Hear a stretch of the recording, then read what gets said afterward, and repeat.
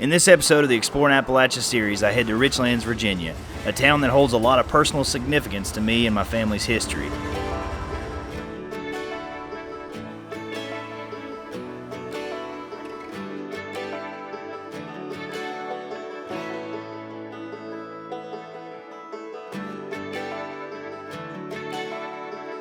My first stop is Coal Town Taps to meet up with a very special Richlands native to talk about Richlands' history and how the town has changed over the years. And Blake, the owner of Coal Town Taps, was kind enough to let me film in his restaurant. Hey, I am Blake, and I'm the owner of Coal Town Taps here in downtown Richlands, Virginia. So we opened June of 2020, right in the middle of the pandemic. When we opened, I really wanted a place where it was branded to what built this community, which was the coal mining industry. So if you look around the building, you'll see a lot of rustic lumber. You'll see a lot of hard iron around the bar. When you go in the conference room, that conference table that we have is the first conference table from the Norfolk Southern building in Roanoke. So when I really slapped this place together to make sure that we were giving homage to the heritage that built the community and, creating a place for tourists to come and experience Southwest Virginia.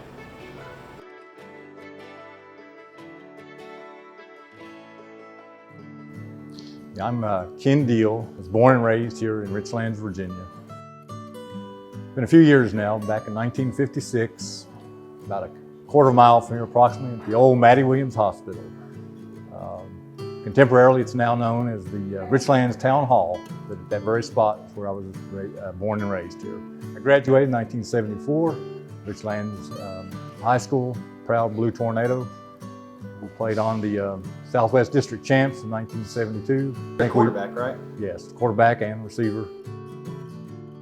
Coming through the bluff up there at Cedar Bluff, that used to be a solid granite block mountain there, and they cut through that back in the early 70s to put the 4-lane through there. It was quite an engineering feat, and some even said that the side of the cliff there, the big side, actually resembled the state of Virginia, the map, if you looked it out. Since then, a lot of rock has fallen, so it's not quite as distinctive now, but that was quite impressive at the time. Well, like most things, change is inevitable, and driving through, there's a lot of new establishments. There's some that are no longer operational. Some are not, the building's not even there. It's been raised or something new is in place. Yeah. And so that's always a little shocking. A lot of the people I knew have either passed on or moved away too, so that's a little different. But many of the sites and streets are still very familiar, some old stomping grounds. I recall growing up as a kid, one of the pleasant memories, especially in the summertime, was hanging out at the town pool. That was the Flannery Pool. Now, was that attached to the old drive-in? Yeah, the same guy, Guy's Drive-In. That'd be on the west end of town. Now, there's a restaurant over there everybody used to like. Yeah, the King Kong. Yeah, that was a very popular for a lot of the teenagers in the 50s and 60s. They would congregate there. Many of them from outside of Richland. I mean, I've heard even several states away they would come there. That was it was the place to go. It was the place to go. Great hot dogs.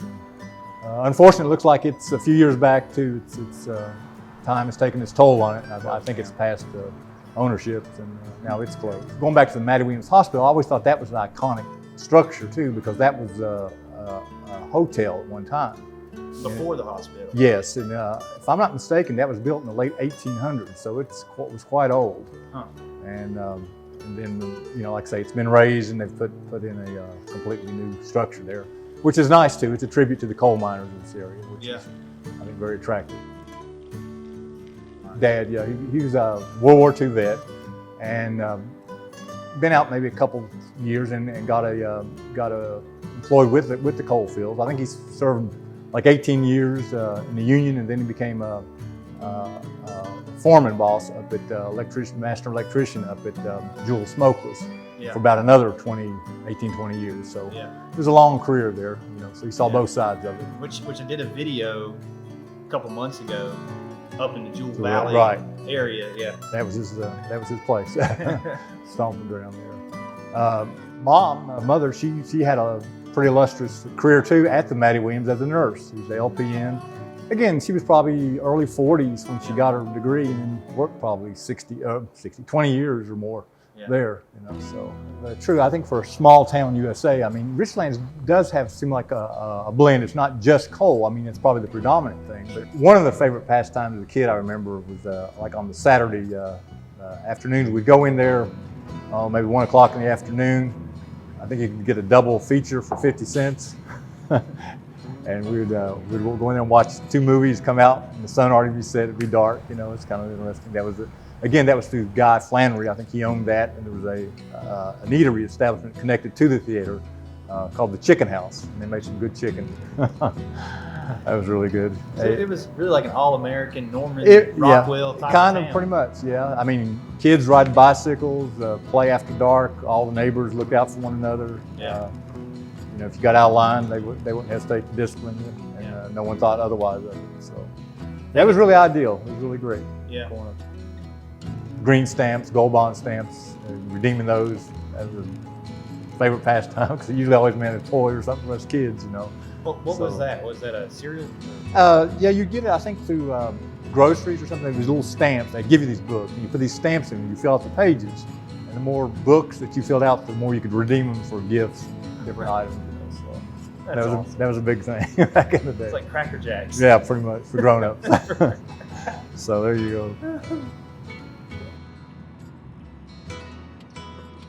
If memory serves me correct, from one of my history classes, they told us that initially I think they envisioned this as being like a mini Pittsburgh or something. I think it's got the rich lands. I think a lot of the river, the small river that comes through the Clinch, and some of the rails and all that they thought would help contribute to the economic boom.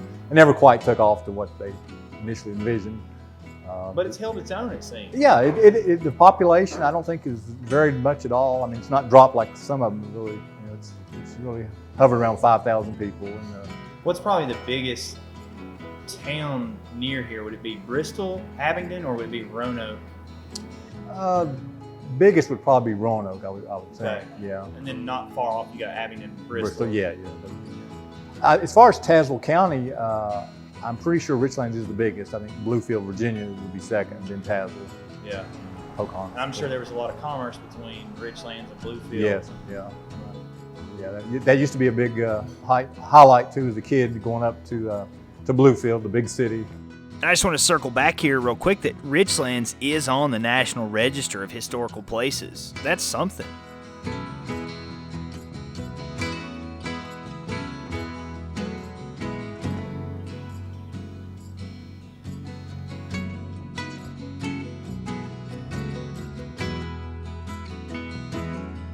It is rich land. It's not Richlands, Richlands. Only northerners people out there would call it Richlands. Richlands. Richlands, that's not Richlands. Right. Just like Cleveland and Oakland. No, just the opposite of that. Richlands. Say it right. I do. If you're not from here, you don't. It's like Appalachia. That's right. Exactly. It's not Appalachia. That's right. You gotta do it right. Well, cheers to that. Yep. Richlands. Okay, we're right here now at the Richlands Ernie Hicks Stadium. This is where I played football back in the early 70s. The stadium was named for Coach Ernie Hicks. I think he was one of the first coaches in the area, a lot of acclaim and honor.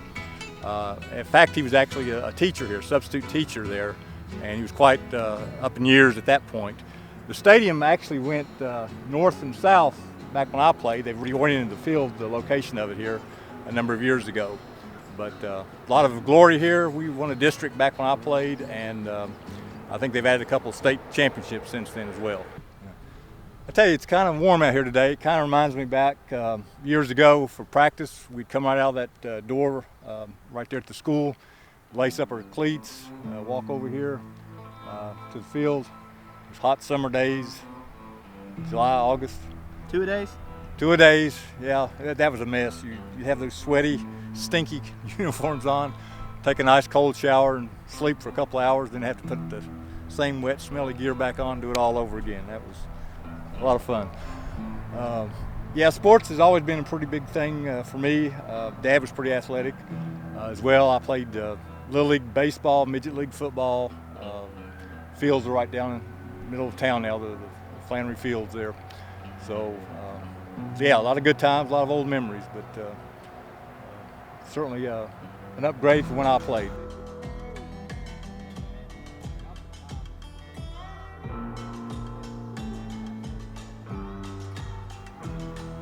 Thanks, Dad, for spending the day with me.